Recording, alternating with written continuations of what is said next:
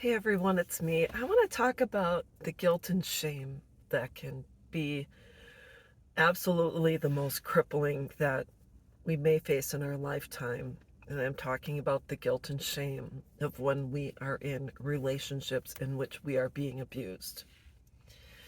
And I'm going to go back to just my experience in the military. I was raped in the military and was untreated, undiagnosed. I did not report. And subsequently, I went on to marry a man who abused me.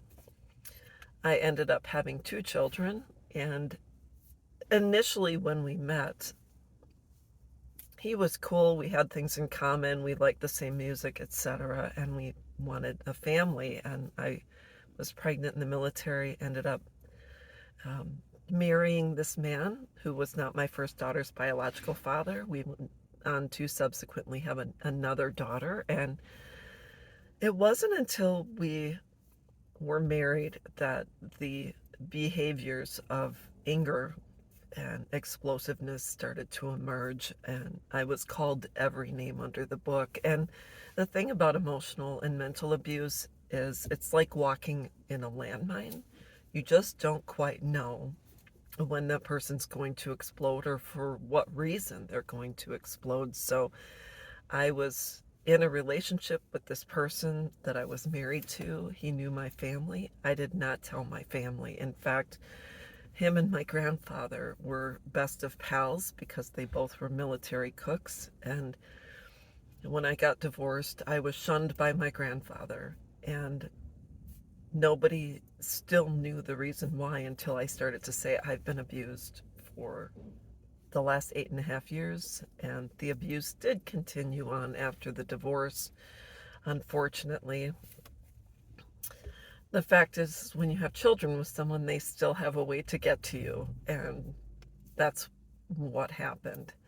And so I don't know if what I went through throughout the course of my marriage carried over into my children, but unfortunately, my children chose to estrange. They were both around the age of 19, and I went through very challenging times after the estrangement because I thought I was getting divorced so that my children would no longer be subjected to an unhealthy marriage, unhealthy environment.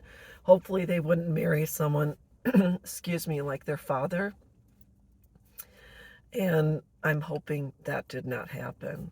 And so the guilt and shame associated with not only being abused in my first marriage, um, the fact is that I also have subsequently carried the guilt and shame of both of my daughters estranging from me. And the guilt and shame can be crippling. It can cause you to retreat, withdraw, become sullen, become depressed. And some people have chosen to end their lives because instead of saying, I'm being abused or my children are estranged, they would rather suffer in silence. It wasn't until I got treatment for my military sexual trauma and PTSD that I finally found my voice. And I realized that I did not deserve to be treated with anything except kindness and love, the same way I treated others. Empathy and compassion are things I deserved as well.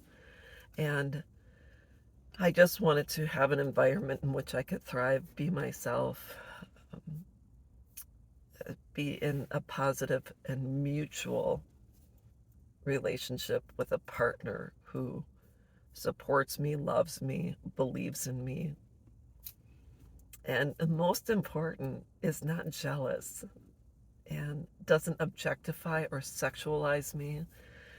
When we're apart from one another, I know he's on the up and up, I'm on the up and up, and it took years and lots of therapy in order to realize that I will no longer be imprisoned by the abuse I've suffered at the hands of my ex-husband, the man before him, my children, it takes a lot of courage to come forward to say, I'm being abused. And I'm just giving you the courage to tell someone or to tell anyone, even if you tell someone anonymously.